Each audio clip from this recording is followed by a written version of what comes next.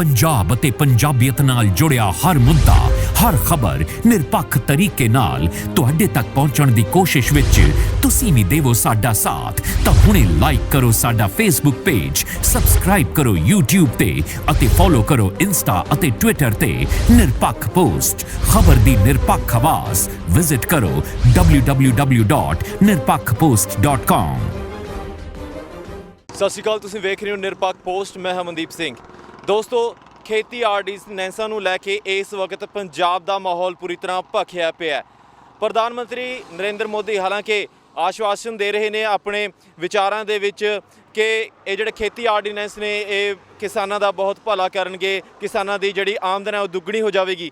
ਲੇਕਿਨ ਇਸ ਵਕਤ ਮੇਰੇ ਨਾਲ ਕਾਂਗਰਸ ਦੇ ਕੁਝ ਆਗੂ ਮੌਜੂਦ ਨੇ ਔਰ ਖਾਸ ਤੌਰ ਦੇ ਉੱਤੇ ਤੁਹਾਨੂੰ ਦੱਸ ਦਈਏ ਕਿ ਅੱਜ ਤਿਆਰੀ ਕੀਤੀ ਗਈ ਹੈ ਡੇਰਾ ਬੱਸੀ ਤੋਂ ਲੈ ਕੇ ਦਿੱਲੀ ਤੱਕ ਇੱਕ ਮਾਰਚ ਕੱਢਿਆ ਜਾ ਰਿਹਾ ਹੈ ਟਰੈਕਟਰਾਂ ਨੂੰ ਲੈ ਕੇ। ਹੁਣ ਤੱਕ ਤੁਸੀਂ ਵੇਖਿਆ ਸੀ ਕਿ ਕਿਸਾਨਾਂ ਦੇ ਮੁੰਡੇ ਜਿਹੜੇ ਹੁੰਦੇ ਸੀਗੇ, ਜਵਾਨ ਮੁੰਡੇ ਗਾਣੇ ਲਾ ਕੇ ਟਰੈਕਟਰਾਂ ਦੇ ਉੱਤੇ ਘੁੰਮਿਆ ਕਰਦੇ ਸੀ, ਪਰ ਹੁਣ ਅੱਜ ਕਿਸੇ ਖਾਸ ਮਕਸਦ ਦੇ ਉੱਤੇ ਇਕੱਠੇ ਹੋਏ ਨੇ। ਹਾਲਾਂਕਿ ਇਹਨਾਂ ਨੇ ਜਿਹੜੇ ਟਰੈਕਟਰ ਰੱਖੇ ਹੋਏ ਨੇ ਉਹ ਏਸੀ ਟਰੈਕਟਰ ਵੀ ਨੇ। ਆਪਣੇ ਤੌਰ ਤੋਂ ਪੂਰੀ ਤਿਆਰੀ ਕੀਤੀ ਹੋਈ ਹੈ ਕਿ ਦਿੱਲੀ ਤੱਕ ਅਸੀਂ ਮਾਰਚ ਕਰਨਾ, ਪਰ ਰਸਤੇ ਦੇ ਵਿੱਚ ਇਹ ਵੀ ਦੱਸਿਆ ਜਾ ਰਿਹਾ ਹੈ ਕਿ ਕਿਉਂਕਿ ਹਰਿਆਣੇ ਦੇ ਵਿੱਚ ਬੀਜੇਪੀ ਸਰਕਾਰ ਹੈ ਤੇ ਬੀਜੇਪੀ ਸਰਕਾਰ ਨੇ ਪੂਰੀ ਤਰੀਕੇ ਦੇ ਨਾਲ ਮੁਸਤੈਦੀ ਵਿਖਾਈ ਹੋਈ ਹੈ ਔਰ ਇਹਨਾਂ ਨੂੰ ਰੋਕਣ ਦੇ ਵੀ ਉਹਨਾਂ ਨੇ ਹੀਲੇ ਵਸੀਲੇ ਪੂਰੇ ਤਿਆਰ ਬਰ ਤਿਆਰ ਆਪਣੇ ਮੁਸਤੈਦ ਕੀਤੇ ਹੋਏ ਨੇ, ਆਪਣੇ ਕਰਿੰਦੇ ਔਰ ਆਪਣੇ ਨੇਤਾ, ਤਾਂ ਕਿ ਇਹਨਾਂ ਨੂੰ ਦਿੱਲੀ ਤੱਕ ਨਾ ਪਹੁੰਚਣ ਦਿੱਤਾ ਜਾਵੇ। ਸੋ ਇਸ ਵਕਤ ਮੇਰੇ ਨਾਲ ਹਲਕਾ ਸਨੌਰ ਜ਼ਿਲ੍ਹਾ ਪਟਿਆਲਾ ਤੋਂ ਕਾਂਗਰਸੀ ਆਗੂ ਰਿੱਕੀ ਮਾਨ ਜੀ ਮੌਜੂਦ ਨੇ, ਮੰਡੀ ਬੋਰਡ ਦੇ ਪ੍ਰਧਾਨ ਨੇ, ਔਰ ਨਾਲ ਦੀ ਨਾਲ ਗੌਰਵ ਸੰਧੂ ਮੌਜੂਦ ਨੇ। ਸਭ ਤੋਂ ਪਹਿਲਾਂ ਰਿੱਕੀ ਮਾਨ ਜੀ ਦੇ ਨਾਲ ਗੱਲ ਕਰਦੇ ਹਾਂ।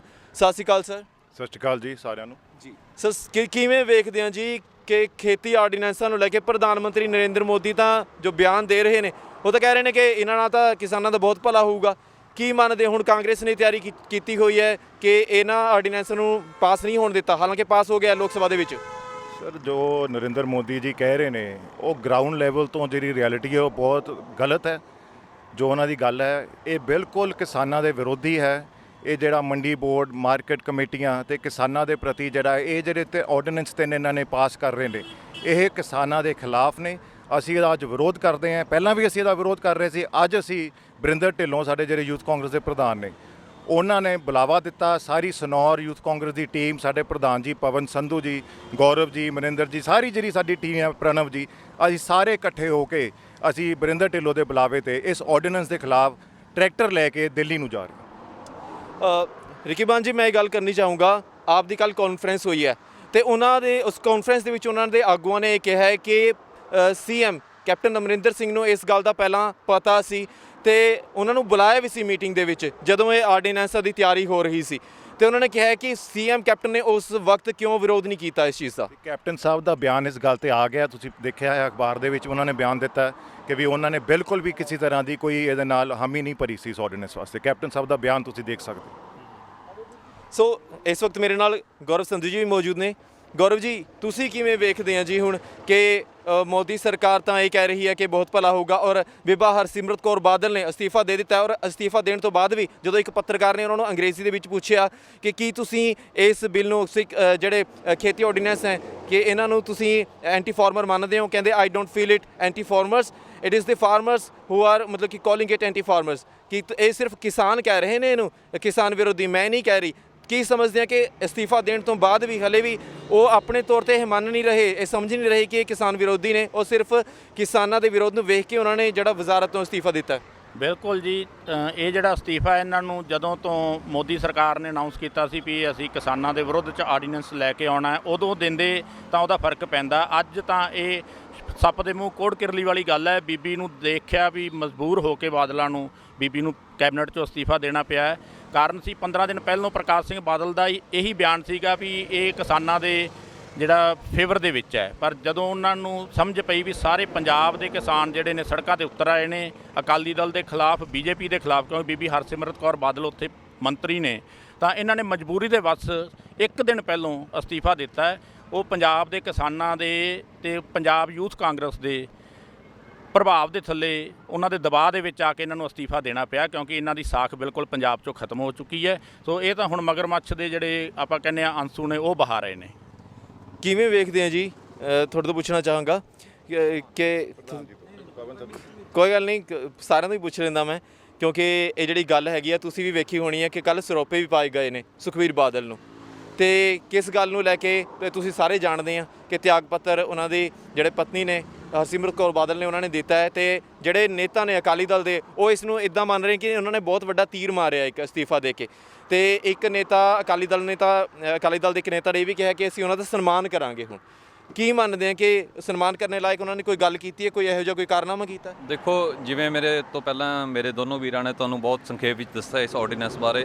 ਦੇਖੋ, ਜਿਵੇਂ ਇਹ ਆਪਾਂ ਉਹਨਾਂ ਦੇ ਅਸਤੀਫੇ ਦੀ ਗੱਲ ਕਰੀਏ ਤਾਂ ਉਹਨਾਂ ਦਾ ਅਸਤੀਫਾ ਤਾਂ ਅਸੀਂ ਉਸ ਚੀਜ਼ ਨੂੰ ਮੰਨ ਸਕਦੇ ਜੇ ਉਹ ਆਰਡੀਨੈਂਸ ਪਾਸ ਹੋਣ ਤੋਂ ਪਹਿਲਾਂ ਦਿੰਦੇ ਅਸਤੀਫਾ। ਰਹਿੰਦੀ ਗੱਲ ਵੀ ਉਹਨਾਂ ਦਾ ਸਨਮਾਨ ਕੀਤਾ ਜਾ ਰਿਹਾ ਹੈ। ਦੇਖੋ, ਅਸੀਂ ਤਾਂ ਇਹਨਾਂ ਨੂੰ ਤਾਂ ਮੰਨਾਂਗੇ ਜੇ ਅਸਲ ਵਿੱਚ ਇਹ ਕਿਸਾਨਾਂ ਦੇ ਹਿਤੈਸ਼ੀ ਨੇ ਤਾਂ ਇਹ ਆਪਣਾ ਬੀਜੇਪੀ ਨਾਲੋਂ ਆਪਣਾ ਰਿਸ਼ਤਾ ਤੋੜਨ, ਇਹ ਗੱਠਜੋੜ ਖਤਮ ਕਰਨ, ਤਾਂ ਅਸੀਂ ਮੰਨ ਸਕਦੇ ਹਾਂ ਇਹ ਕਿਸਾਨਾਂ ਦੇ ਹਿਤੈਸ਼ੀ ਨੇ। ਨਹੀਂ ਤਾਂ ਸਾਰਿਆਂ ਨੂੰ ਪਤਾ ਕਿ ਬਾਦਲ ਤੇ ਬਾਦਲ ਦਾ ਸਾਰਾ ਪਰਿਵਾਰ ਸਿਰਫ ਇੱਕ ਵੋਟਾਂ ਦੀ ਰਾਜਨੀਤੀ ਕਰਦੇ ਨੇ। ਸੋ ਕੀ ਬੀਜੇਪੀ ਦੇ ਨਾਲ ਅਕਾਲੀ ਦਲ ਜੇ ਆਪਣਾ ਨਾਤਾ ਤੋੜ ਦਿੰਦਾ ਹੈ ਕਿ ਉਸ ਦੇ ਨਾਲ ਕਿਸਾਨਾਂ ਦਾ ਮਸਲਾ ਹੱਲ ਹੋ ਜਾਏਗਾ? ਨਹੀਂ, ਉਹਦੇ ਨਾਲ ਕਿਸਾਨਾਂ ਦਾ ਕੋਈ ਮਸਲਾ ਨਹੀਂ ਹੱਲ ਹੋਣਾ। ਕਿਸਾਨਾਂ ਦਾ ਮਸਲਾ ਸਿਰਫ ਆਰਡੀਨੈਂਸ ਨੂੰ ਖਤਮ ਕਰਕੇ ਹੀ ਹੋ ਸਕਦਾ, ਜਿਸ ਦੇ ਖਿਲਾਫ ਅਸੀਂ ਆਪਣਾ ਜਿਹੜਾ ਰੋਸ ਆ ਅੱਜ ਆਪਣਾ ਸਾਡੇ ਯੂਥ ਪ੍ਰਧਾਨ ਵਰਿੰਦਰ ਢਿੱਲੋਂ ਜੀ ਦੇ ਕਹਿਣ ਤੇ ਪਹੁੰਚ ਰਹੇ ਹਾਂ। ਦਿੱਲੀ ਪਹੁੰਚਾਂਗੇ, ਜਾਵਾਂਗੇ, ਆਪਣਾ ਵਿਰੋਧ ਆ ਜਿਹੜਾ ਉਹ ਅਸੀਂ ਜ਼ਰੂਰ ਪ੍ਰਗਟ ਕਰਾਂਗੇ। ਠੀਕ ਹੈ। ਤੇ ਮੈਂ ਵੀ ਇੱਕ ਗੱਲ ਹੋਰ ਜਿਹੜੀ ਸਾਹਮਣੇ ਆਈ ਹੈ ਕਿ ਨਵਜੋਤ ਸਿੰਘ ਸਿੱਧੂ ਦਾ ਬਿਆਨ ਆਇਆ। ਹਾਲਾਂਕਿ ਬਹੁਤ ਲੰਬੇ ਸਮੇਂ ਤੋਂ ਉਹਨਾਂ ਨੇ ਮੌਨ ਧਾਰੀ ਹੋਈ ਸੀ।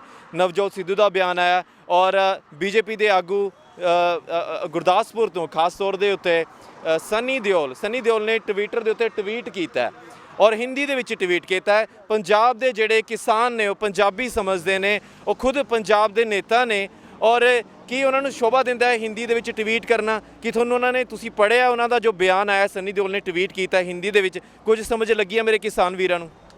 ਅਸੀਂ ਬਹੁਤਾ ਕੁਝ ਤਾਂ ਨਹੀਂ ਜਾਣਦੇ ਜੀ, ਪਰ ਇੰਨਾ ਜਾਣਦੇ ਹਾਂ ਕਿ ਲੋਕ ਵੋਟ ਪਾਉਣ ਵੇਲੇ ਇੱਕ ਵਾਰ ਅਗਰ ਸੋਚ ਵਿਚਾਰ ਕਰਕੇ ਵੋਟ ਪਾਉਣ। ਇਹ ਫਿਲਮੀ ਸਿਤਾਰਿਆਂ ਦੇ ਜਿਹੜੀ ਚਮਕ ਦਮਕ ਵਾਲੀ ਜ਼ਿੰਦਗੀ ਹੁੰਦੀ ਹੈ, ਇਹ ਤੋਂ ਉੱਪਰ ਉੱਠ ਕੇ ਇੱਕ ਉਸ ਇਨਸਾਨ ਨੂੰ ਵੋਟ ਪਾਉਣ ਜੋ ਤੁਹਾਡੇ ਹੱਕਾਂ ਪਿੱਛੇ ਖੜ ਸਕੇ। ਇਹ ਨਹੀਂ ਹੈਗਾ ਕਿ ਕੋਈ ਮੁੰਬਈ ਤੋਂ ਆਵੇ ਇੱਥੇ ਵੋਟਾਂ ਲਵੇ ਤੇ ਜਦੋਂ ਕਿਸਾਨਾਂ ਨੂੰ ਉਹਨਾਂ ਦੀ ਲੋੜ ਹੋਵੇ ਤੇ ਆਰਾਮ ਨਾਲ ਆਪਣੇ ਏਸੀਆਂ ਦੇ ਘਰਾਂ 'ਚ ਸੁੱਤੇ ਪਏ ਹੋਣ। ਅੱਜ ਦੇ ਟਾਈਮ 'ਚ ਕਿਸਾਨੀ ਦੇ ਸਭ ਤੋਂ ਮਾੜਾ ਸਮਾਂ ਆਇਆ। ਇਹ ਅੱਜ ਦੇ ਸਮੇਂ ਜਿਹੜਾ ਕਿਸਾਨੀ ਨਾਲ ਖੜੂਗਾ, ਆਉਣ ਵਾਲੇ ਸਮੇਂ 'ਚ ਕਿਸਾਨ ਵੀ ਉਹਦੇ ਨਾਲ ਹੀ ਖੜਨਗੇ ਜੀ। ਜਿਵੇਂ ਹੁਣ ਆਖਰ ਦੇ ਵਿੱਚ ਇੱਕ ਇਹ ਸਵਾਲ ਕਰਾਂ ਕਿ ਆਸਾਨ ਭਾਸ਼ਾ ਦੇ ਵਿੱਚ ਤੁਸੀਂ ਕਿਸੇ ਨੂੰ ਸਮਝਾਉਣਾ ਹੋਵੇ, ਕਿਉਂਕਿ ਦੇਖੋ ਆਵਾਮ ਦਾ ਜੁੜਨਾ ਸਭ ਤੋਂ ਵੱਡੀ ਗੱਲ ਹੁੰਦੀ ਹੈ ਕਿਸੇ ਲਹਿਰ ਦੇ ਕਾਮਯਾਬੀ ਦੇ ਲਈ। ਜਦੋਂ ਤੱਕ ਸਿਰਫ ਕਿਸਾਨ ਹੀ ਸੰਘਰਸ਼ ਕਰਦੇ ਰਹਿਣਗੇ ਉਦੋਂ ਤੱਕ ਇਹ ਜਿਹੜੀ ਲਹਿਰ ਹੈ ਕਾਮਯਾਬੀ ਤੱਕ ਨਹੀਂ ਪਹੁੰਚ ਸਕਦੀ। ਜਦੋਂ ਤੱਕ ਆਮ ਇਨਸਾਨ, ਕਿਉਂਕਿ ਜਿਹੜਾ ਅੰਨ ਹੈ ਉਹ ਇੱਕ ਆਮ ਇਨਸਾਨ ਵੀ ਖਾਂਦਾ ਹੈ, ਹਰ ਇੱਕ ਜੀਵ ਜਿਹੜਾ ਧਰਤੀ ਦੇ ਉੱਤੇ ਆ ਗਿਆ ਉਸਨੇ ਅੰਨ ਖਾਣਾ ਹੀ ਹੁੰਦਾ, ਔਰ ਇਹ ਜਿਹੜਾ ਕਿਤੇ ਨਾ ਕਿਤੇ ਮੁੱਦਾ ਹੈਗਾ ਹਰ ਇੱਕ ਇਨਸਾਨ ਨਾਲ ਜੁੜਿਆ ਹੋਇਆ। ਸੋ ਤੁਸੀਂ ਕੀ ਵੇਖਦੇ ਆ, ਕੀ ਅਪੀਲ ਕਰਨਾ ਚਾਹੋਗੇ ਆਮ ਆਵਾਮ ਨੂੰ, ਜਨਤਾ ਨੂੰ, ਕਿ ਜਿਹੜੀ ਇਹ ਕਿਸਾਨਾਂ ਨੇ ਹੁਣ ਇਹ ਵਿੱਢੀ ਹੋਈ ਹੈ ਸੰਘਰਸ਼ ਦੀ ਮੁਹਿੰਮ, ਇਹ ਕਾਮਯਾਬੀ ਤੱਕ ਪਹੁੰਚੇ? ਮੈਂ ਹੈਰਾਨਗੀ ਦੀ ਗੱਲ ਹੈ ਜੀ, ਮੈਂ ਇੱਕ ਚੀਜ਼ ਸਮਝ ਰਿਹਾ ਕਿ ਲੀਡਰ ਜਦੋਂ ਵੋਟਾਂ ਲੈਣੀਆਂ ਹੁੰਦੀਆਂ ਨੇ ਉਸ ਟਾਈਮ ਤਾਂ ਕਹਿੰਦੇ ਨੇ ਕਿ ਕਿਸਾਨਾਂ ਤੋਂ ਬਿਨਾਂ ਇੱਥੇ ਦੇਸ਼ ਨਹੀਂ ਚੱਲਣਾ, ਪਰ ਜਦੋਂ ਆਰਡੀਨੈਂਸ ਤਿਆਰ ਕਰਦੇ ਨੇ ਉਸ ਟਾਈਮ ਇਹ ਕਿਸਾਨਾਂ ਨੂੰ ਬੇਵਕੂਫ ਸਮਝਦੇ ਨੇ, ਜਿਹੜੇ ਕਿ ਅੱਜ ਕਹਿ ਰਹੇ ਨੇ ਕਿ ਕਿਸਾਨਾਂ ਨੂੰ ਸਮਝ ਨਹੀਂ ਆ ਰਹੀ। ਕਿਸਾਨ ਇੰਨਾ ਬੇਵਕੂਫ ਨਹੀਂ ਹੈਗਾ, ਅੱਜ ਦੇ ਸਮੇਂ 'ਚ ਪੜ੍ਹਿਆ ਲਿਖਿਆ ਕਿਸਾਨ ਹੈ। ਅੱਜ ਦੇ ਨਵੇਂ ਯੂਥ ਜਿਹੜੇ ਖੇਤੀ ਕਰ ਰਹੇ ਨੇ ਉਹ ਸਾਰੇ ਪੜ੍ਹੇ ਲਿਖੇ ਨੇ, ਇਹਨਾਂ ਨੂੰ ਮੂਰਖ ਤੁਸੀਂ ਨਹੀਂ ਬਣਾ ਸਕਦੇ। ਅਸੀਂ ਕਿਸਾਨਾਂ ਨਾਲ ਖੜੇ ਹਾਂ ਤੇ ਉਹਨਾਂ ਨਾਲ ਹਮੇਸ਼ਾ ਖੜੇ ਰਵਾਂਗੇ। ਤੇ ਅੱਗੇ ਮੇਰਾ ਆਖਰੀ ਬਸ ਇਹੀ ਸਵਾਲ ਹੈਗਾ, ਹੁਣ ਅੱਗੇ ਕਿੰਨਾ ਕੁ ਹੌਸਲਾ ਤੁਸੀਂ ਲੈ ਕੇ ਆਏ ਹੋ ਜਾਂ ਕਿੰਨਾ ਜਜ਼ਬਾ ਤੁਹਾਡੇ ਅੰਦਰ ਹੈਗਾ ਵੀ ਕਦੋਂ ਤੱਕ ਤੁਸੀਂ ਇਸ ਸੰਘਰਸ਼ ਨੂੰ ਜਾਰੀ ਰੱਖੋਗੇ? ਜੇ ਕੇਂਦਰ ਸਰਕਾਰ ਅੱਗੇ ਇਸ ਨੂੰ ਹੋਰ ਲਮਕਾਉਂਦੀ ਹੈ ਤਾਂ ਕਦੋਂ ਤੱਕ ਤੁਸੀਂ ਸੰਘਰਸ਼ ਕਰਦੇ ਰਹੋਗੇ? ਅਸੀਂ ਸਾਡੇ ਪੰਜਾਬ ਦੇ ਪ੍ਰਧਾਨ ਵਰਿੰਦਰ ਢਿੱਲੋਂ ਜੀ ਦੇ ਕਹਿਣ ਅਨੁਸਾਰ ਜਿੱਥੋਂ ਤੱਕ ਵੀ ਮੁਹਿੰਮ ਅੱਗੇ ਜਾਊਗੀ ਅਸੀਂ ਤਨਦੇਹੀ ਨਾਲ ਉੱਥੇ ਮਿਹਨਤ ਕਰਕੇ ਉਹਨਾਂ ਦੇ ਨਾਲ ਖੜਾਂਗੇ। ਸਾਨੂੰ ਗ੍ਰਿਫਤਾਰੀਆਂ ਦੇਣੀਆਂ ਪਈਆਂ ਅਸੀਂ ਗ੍ਰਿਫਤਾਰੀਆਂ ਵੀ ਦੇਵਾਂਗੇ, ਸਾਨੂੰ ਜਿੱਥੋਂ ਤੱਕ ਜਾਣਾ ਪਿਆ ਸਾਨੂੰ ਡਾਂਗਾਂ ਖਾਣੀਆਂ ਪਈਆਂ ਜੇ ਅਸੀਂ ਡਾਂਗਾਂ ਖਾਣ ਨੂੰ ਵੀ ਤਿਆਰ ਹਾਂ, ਪਰ ਅਸੀਂ ਪਿੱਛੇ ਨਹੀਂ ਹਟਾਂਗੇ। ਮੇਰੇ ਨਾਲ ਇਸ ਵਕਤ ਗੌਰਵ ਸੰਧੂ ਜੀ ਨੇ। ਬਸ ਆਖਰੀ ਸਵਾਲ ਨਵਜੋਤ ਸਿੰਘ ਸਿੱਧੂ ਨੂੰ ਲੈ ਕੇ ਜ਼ਰੂਰ ਕਰਨਾ ਚਾਹਾਂਗੇ। ਸਰ, ਨਵਜੋਤ ਸਿੰਘ ਸਿੱਧੂ ਨੇ ਬਹੁਤ ਲੰਮੇ ਸਮੇਂ ਬਾਅਦ ਜਿਹੜੀ ਆਪਣੀ ਚੁੱਪੀ ਜਿਹੜੀ ਆ ਉਹ ਤੋਂ ਇੱਕ ਤਰ੍ਹਾਂ ਬੋਲੇ ਨੇ ਉਹ, ਔਰ ਅਸੀਂ ਵੇਖਦੇ ਸੀਗੇ ਬਹੁਤ ਲੰਮੇ ਸਮੇਂ ਤੋਂ ਕਿ ਉਹਨਾਂ ਦੀ ਤਕਰੀਰਾਂ ਨੂੰ ਲੋਕੀ ਬਹੁਤ ਵਧੀਆ ਵੀ ਮੰਨਦੇ ਸੀ ਤੇ ਆਵਾਮ ਦੇ ਉੱਤੇ ਖਾਸ ਤੌਰ ਦੇ ਉੱਤੇ ਅਸਰ ਰੱਖਦੇ ਨੇ। ਆਪਣਾ ਬਹੁਤ ਵੱਡੇ ਨੇਤਾ ਨੇ, ਪਰ ਕੁਝ ਲੇਟ ਨਹੀਂ ਹੋ ਗਏ ਉਹ ਇੰਨਾ ਸਭ ਕੁਝ ਕਰਨ ਦੇ ਵਿੱਚ? ਨਵਜੋਤ ਸਿੱਧੂ ਜੀ ਕਾਂਗਰਸ ਦੇ ਬਹੁਤ ਹੀ ਸੀਨੀਅਰ ਲੀਡਰ ਨੇ ਤੇ ਆਪਾਂ ਸਾਰਿਆਂ ਨੂੰ ਪਤਾ ਹੈ ਕਰਤਾਰਪੁਰ ਕੋਰੀਡੋਰ ਦੇ ਵਿੱਚ ਉਹਨਾਂ ਦਾ ਹੱਥ ਸੀਗਾ, ਉਹਨਾਂ ਨੂੰ ਖੁਲਵਾਉਣ ਦੇ ਵਿੱਚ ਯੋਗਦਾਨ ਸੀ ਉਹ ਸੀਗਾ। ਤੇ ਉਸ ਤੋਂ ਬਾਅਦ ਜਿਹੜੇ ਆਪਣੇ ਹੁਣ ਕਿਸਾਨਾਂ ਦੇ ਉਹਨਾਂ ਨੇ ਬੜੀ ਮਾਪ ਤੋਲ ਕੇ ਗੱਲ ਕੀਤੀ ਹੈ, ਸਾਰੀਆਂ ਦੇਖ ਕੇ ਅਕਾਲੀ ਦਲ ਬੀਜੇਪੀ ਨੂੰ ਵੀ ਇਹ ਕੀ ਸਟੈਂਡ ਲੈ ਰਹੇ ਨੇ। ਉਨੀ ਦੇਰ ਤੱਕ ਉਹ ਤਾਂ ਚੁੱਪ ਸੀਗੇ ਵੀ ਇਹਨਾਂ ਵੱਲ ਦੇਖ ਲਈਏ ਵੀ ਆਰਡੀਨੈਂਸ ਦਾ ਕੀ ਕਰਦੇ ਨੇ, ਅੱਜ ਉਹ ਖੁੱਲ੍ਹ ਕੇ ਬੋਲੇ ਨੇ ਕਿਸਾਨਾਂ ਦੇ ਹੱਕ 'ਚ, ਪੰਜਾਬ ਦੇ ਹੱਕ ਦੀ ਗੱਲ ਕਰਦੇ ਨੇ। ਉਹਨਾਂ ਨੂੰ ਕਈ ਵਾਰ ਕਿਹਾ ਗਿਆ ਤੁਸੀਂ ਸੈਂਟਰ ਦੀ ਰਾਜਨੀਤੀ 'ਚ ਚਲੇ ਜਾਓ। ਬੀਜੇਪੀ ਵੀ ਉਹਨਾਂ ਨੇ ਤਾਂ ਹੀ ਛੱਡੀ ਸੀਗੀ ਵੀ ਉਹ ਕਹਿੰਦੇ ਸੀ ਮੈਂ ਪੰਜਾਬ ਦੇ ਲੋਕਾਂ ਦੇ ਨਾਲ ਖੜਨਾ, ਮੈਂ ਪੰਜਾਬ ਦੇ ਬਾਰੇ ਸੋਚਣਾ। ਅੱਜ ਵੀ ਸੋਚਦੇ ਨੇ ਤੇ ਸਾਰੀ ਕਾਂਗਰਸ ਉਹਨਾਂ ਦਾ ਸਤਿਕਾਰ ਕਰਦੀ ਹੈ। ਹਰੀਸ਼ ਰਾਵਤ ਜੀ ਦਾ ਵੀ ਬਿਆਨ ਸੀ ਵੀ ਉਹ ਬਹੁਤ ਹੀ ਸਾਡੇ ਜੁਝਾਰੂ ਲੀਡਰ ਨੇ। ਸੋ ਇਹ ਕਾਂਗਰਸ ਪਾਰਟੀ ਨੂੰ ਬਹੁਤ ਵੱਡਾ ਫਾਇਦਾ ਹੈ ਸਰਦਾਰ ਨਵਜੋਤ ਸਿੰਘ ਸਿੱਧੂ ਦਾ, ਤੇ ਉਹਨਾਂ ਦਾ ਜਿਹੜਾ ਬਿਆਨ ਸਹੀ ਸਮੇਂ ਤੇ ਸਹੀ ਬਿਆਨ ਆਇਆ ਹੈ।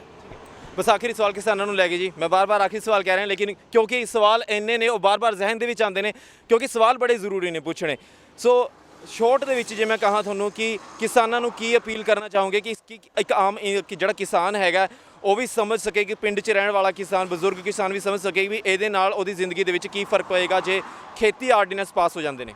ਜੇ ਇਹ ਕਿਸਾਨ ਵਿਰੋਧੀ ਆਰਡੀਨੈਂਸ ਪਾਸ ਹੁੰਦਾ ਹੈ, ਇਹਦਾ ਸਭ ਤੋਂ ਵੱਡਾ ਨੁਕਸਾਨ ਛੋਟੇ ਕਿਸਾਨ ਨੂੰ ਹੈ। 80% ਕਿਸਾਨ ਹੈ ਜਿਹੜਾ, ਮੈਂ ਦੱਸਦਾ 5 ਕਿੱਲੇ ਤੋਂ ਥੱਲੇ ਹੈ, ਤੇ ਇਹ ਪ੍ਰਾਈਵੇਟ ਜਦੋਂ ਆਪਣੀ ਫਸਲ ਦੀ ਖਰੀਦ ਹੋਣ ਲੱਗ ਜਾਏਗੀ, ਆਪਣੀਆਂ 18 ਜਿਣਸਾਂ ਨੇ ਜਿਨ੍ਹਾਂ ਦੀ ਪ੍ਰਾਈਵੇਟ ਖਰੀਦ ਆਪਣੀ ਹੁੰਦੀ ਹੈ, MSP ਨਿਰਧਾਰਤ ਹੈ, ਪਰ ਮੱਕੀ ਹੋ ਗਈ, ਸਰੋਂ ਹੋ ਗਈ, ਸੂਰਜਮੁਖੀ ਹੋ ਗਿਆ, ਮੂੰਗੀ ਦੀ ਦਾਲ ਹੋ ਗਈ, ਇਹ ਜਿਹੇ ਬਹੁਤ ਫਸਲਾਂ ਨੇ ਜਿਨ੍ਹਾਂ ਦੀ MSP ਤਾਂ ਤੈਅ ਕੀਤੀ ਹੋਈ ਹੈ, ਪਰ ਉਹ ਮਿਲਦੀ ਨਹੀਂ ਗੀ। ਉਹ MSP ਤੋਂ ਬਹੁਤ ਕੋਈ ਖਰੀਦਦਾ ਨਹੀਂ, ਬਹੁਤ ਘੱਟ ਰੇਟ ਤੇ ਖਰੀਦਦੇ ਨੇ। ਉਹੀ ਹਾਲ ਪੰਜਾਬ ਦੇ ਕਿਸਾਨ ਦਾ ਹੋ ਜਾਏਗਾ, ਕਿਉਂਕਿ ਇੱਥੇ ਬੰਪਰ ਫਸਲ ਹੈ ਜਿਹੜੀ ਉਹ ਕਣਕ ਤੇ ਝੋਨਾ ਹੁੰਦੀ ਹੈ। ਸੋ ਜਦੋਂ ਕਣਕ ਝੋਨੇ ਦੀ MSP ਟੁੱਟ ਗਈ, ਨਿੱਜੀ ਹੱਥਾਂ 'ਚ ਚਲਾ ਗਿਆ, ਤਾਂ ਉਹ ਆਪਣੀ ਮਰਜ਼ੀ ਦੇ ਨਾਲ ਜਿਹੜੇ ਪ੍ਰਾਈਵੇਟ ਖਰੀਦਦਾਰ ਨੇ ਉਹ ਖਰੀਦਿਆ ਕਰਨਗੇ ਤੇ ਕਿਸਾਨਾਂ ਦਾ ਸ਼ੋਸ਼ਣ ਕਰਨਗੇ ਇਸ ਗੱਲ ਤੇ। ਸੋ ਇਹ ਸਨ ਯੂਥ ਕਾਂਗਰਸ ਦੇ ਆਗੂ ਨੇਤਾ ਗੌਰਵ ਸੰਧੂ ਜੀ, ਸਨੌਰ ਹਲਕੇ ਤੋਂ, ਪਟਿਆਲਾ ਜ਼ਿਲ੍ਹਾ, ਔਰ ਇਹਨਾਂ ਨੇ ਦੱਸਿਆ ਕਿ ਕਿਸ ਤਰੀਕੇ ਨਾਲ ਕਿਸਾਨਾਂ ਦੇ ਉੱਤੇ,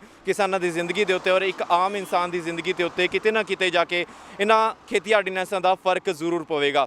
ਫਿਲਹਾਲ ਸਾਡੀ ਕੋਸ਼ਿਸ਼ ਇਹੀ ਰਹੇਗੀ ਕਿ ਕਿਸਾਨਾਂ ਦਾ ਜੋ ਸੰਘਰਸ਼ ਹੈ ਉਸ ਨੂੰ ਤੁਹਾਡੇ ਤੱਕ ਸਹੀ ਤਰੀਕੇ ਦੇ ਨਾਲ ਪਹੁੰਚਾਇਆ ਜਾਵੇ, ਨਿਰਪੱਖ ਤਰੀਕੇ ਦੇ ਨਾਲ ਪਹੁੰਚਾਇਆ ਜਾਵੇ। ਫਿਲਹਾਲ ਮੈਨੂੰ ਯਾਨੀ ਕਿ ਮਨਦੀਪ ਸਿੰਘ ਨੂੰ ਦਿਓ ਇਜਾਜ਼ਤ। ਤੁਸੀਂ ਵੇਖਦੇ ਰਹੋ ਨਿਰਪੱਖ ਪੋਸਟ, ਖਬਰ ਦੀ ਨਿਰਪੱਖ ਆਵਾਜ਼। ਧੰਨਵਾਦ।